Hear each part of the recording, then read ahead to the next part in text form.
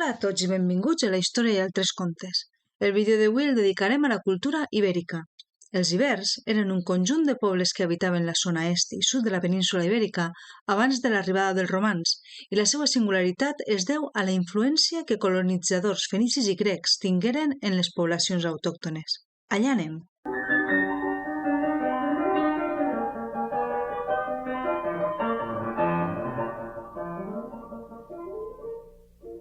La cultura ibèrica es va estendre per tot el vessant mediterrani de la península i l'occident de l'actual Andalusia.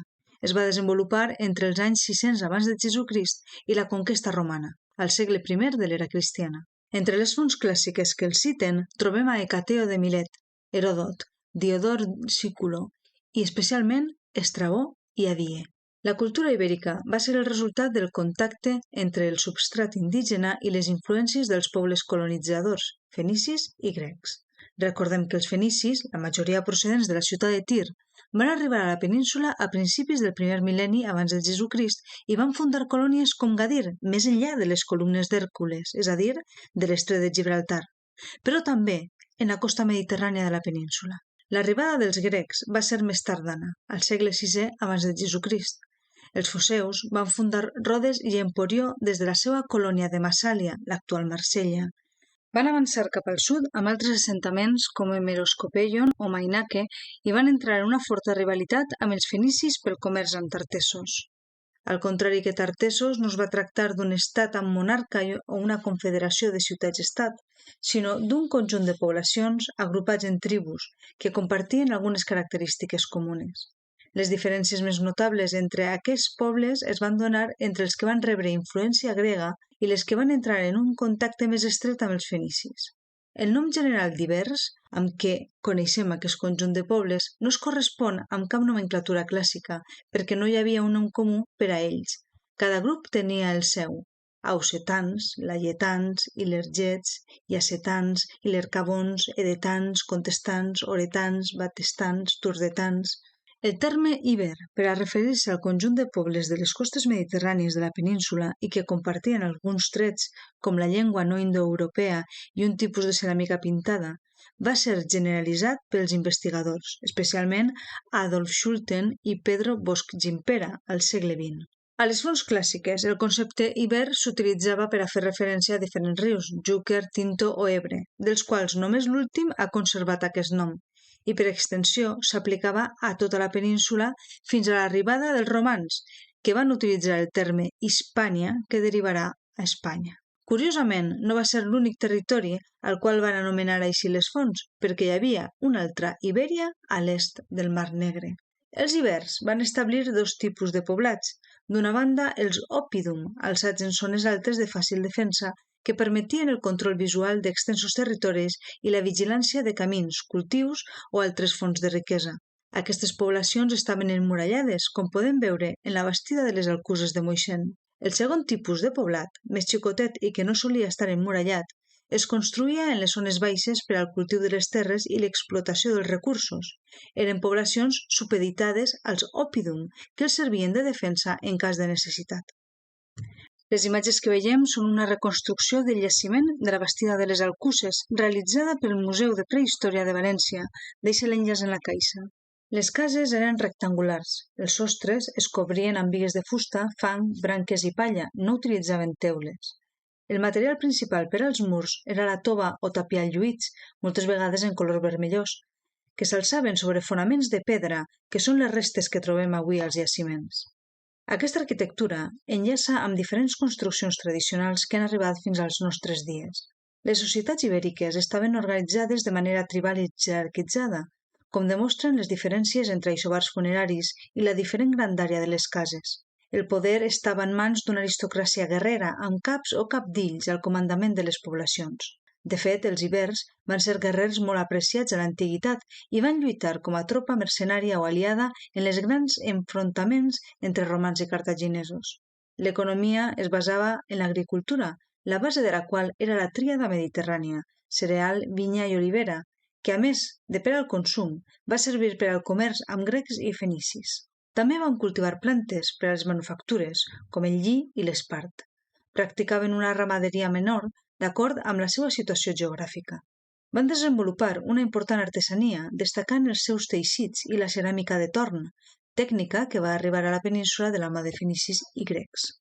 Dominaven la metal·lúrgia del ferro i eren excel·lents en la fabricació d'armes, on no podem deixar de citar la falcata ibèrica, un tipus d'espasa curta que es va convertir en una de les armes més temudes a l'antiguitat. Ens han llegat importants mostres de la seva habilitat per a l'orfebreria i l'elaboració d'exvots. L'explotació minera va ser important entre les poblacions de la zona sud-peninsular. El comerç va ser una activitat clau per al desenvolupament d'aquesta cultura, perquè va ser el que va posar en contacte les poblacions indígenes amb els colonitzadors arribats de l'altre extrem del Mediterrani. De la mà d'aquest comerç es va iniciar l'ús i la fabricació de monedes i van arribar productes orientals visibles als aixovars funeraris. Els ibers tenien escriptura. S'han trobat més de 2.000 inscripcions en diferents suports, grafits en ceràmica, pedra, làmines de metall, especialment plom, i monedes, amb funcions diferents, comercials, religioses, funeràries. Les restes més antigues daten cap al 420 abans de Jesucrist i les últimes són de l'època d'August. El signari utilitzat varia, però està basat en un sistema semisil·làbic d'influència fenícia, una escriptura, els símbols de la qual sabem com es pronuncien gràcies al treball del Dr. Manuel Gómez Moreno i estudis posteriors, però no podem entendre el seu significat. Aquest signari protohispànic és diferent en la zona del nord-est de la del sud. Pot ser en aquesta última per la influència de l'alfabet heretat de tartesos, que mescla caràcters fenicis i propis i escriuen de dreta a esquerra. En una xicoteta zona sud-oriental, entre Alcoi i Cigarra-Alejo, es va utilitzar l'alfabet grec jònic. També s'han trobat algunes inscripcions adaptant l'alfabet llatí. Els celtibers, com vam veure en el vídeo dedicat a ells, van utilitzar el signari protohispànic de la zona nord-est, adaptant-lo a la seva llengua indoeuropea, el signari celtiber.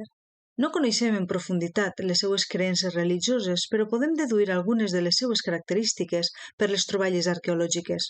No s'han conservat grans temples ni referències a ells en fonts clàssiques, fet que, amb la gran quantitat d'exvots trobats, fa pensar en la importància d'un culte domèstic. Les figures de bronze i terracota podrien representar els avantpassats o divinitats protectores. Van tindre importància els santuaris, com el del Collado de los Jardines, a Despenyaperros. Funcionaven a la manera de les ermites de les localitats a les quals es realitzaven romeries en dates senyalades. Els ibers van mantindre aquesta pràctica fins havent entrat el període romà, pot ser un dels últims elements de la identitat ibèrica en desaparèixer. A aquests santuaris es portaven exvots de bronze, pedra o terracota. S'han trobat milers d'ells, de formes individualitzades. Pot ser que buscaren amb ells el favor de la divinitat en moments clau de la vida de les persones, embarassos, malalties, matrimonis, guerres. Els ibers no solien representar la divinitat. Tal volta algunes esteles en forma de betils als santuaris eren la seva manera de representar-la, com a puentetables. S'han trobat nombroses necròpolis ibèriques que ens permeten fer-nos una idea prou clara del seu ritual funerari. L'estructura de les tombes era senzilla, una fossa o cista coberta per estructures cúbiques o per túmuls, com els que trobem a la necròpolis del jaciment de Cabezo de Alcalá en Azaila. Les diferències socials es mostraven en les riqueses dels aixovars, la grandària de la tomba i la ubicació d'aquesta, que mostra la jerarquització de la societat ibèrica. Els aixovars funeraris amb els quals acompanyen a les restes eren molt diversos.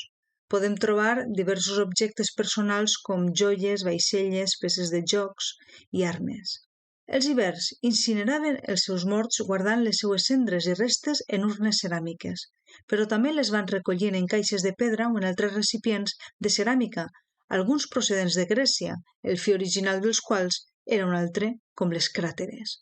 Però les urnes cineràries més espectaculars trobades són les dames de Baza i Elx, amb les quals entrem a l'art ibèric. Els ibers van destacar en el treball de la joieria, l'orfebreria, la ceràmica decorada i l'escultura, de gran influència oriental. Ja hem parlat dels exvots, xicotetes escultures en bronze o terracota que abunden als jaciments.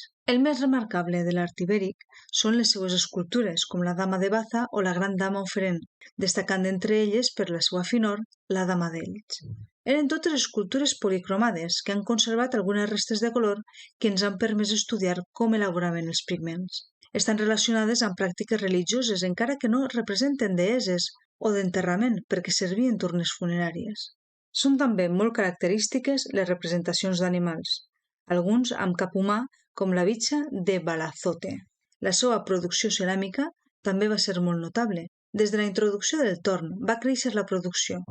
Les decoracions eren geomètriques en la seva primera etapa i figuratives en la més moderna.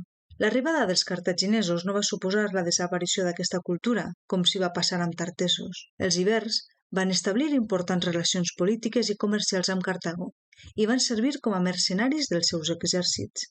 La derrota cartaginesa en la Primera Guerra Púnica contra els romans del 264 al 241 abans de Jesucrist va canviar l'actitud dels cartaginesos a la península, que van tractar de controlar els recursos per a sobreposar-se a les pèrdues patides.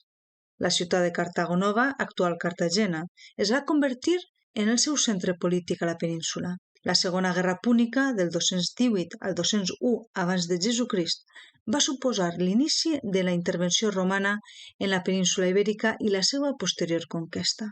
Els ibers també van participar en aquesta guerra, com a mercenaris en ambdós bàndols, però especialment al servei d'Anníbal. De fet, el matrimoni de Himilce, filla del rei de Càstulo, va servir per a assentar l'aliança entre els pobles ibers d'Oretània i Cartago. Després de la derrota de Cartago, els romans van conquistar l'espai ocupat pels ibers, que es van romanitzar d'una manera més ràpida i profunda que altres pobles de la península a causa del contacte que ja havien tingut amb altres pobles colonitzadors, però aquest tema el tractarem en el vídeo sobre la romanització d'Hispània.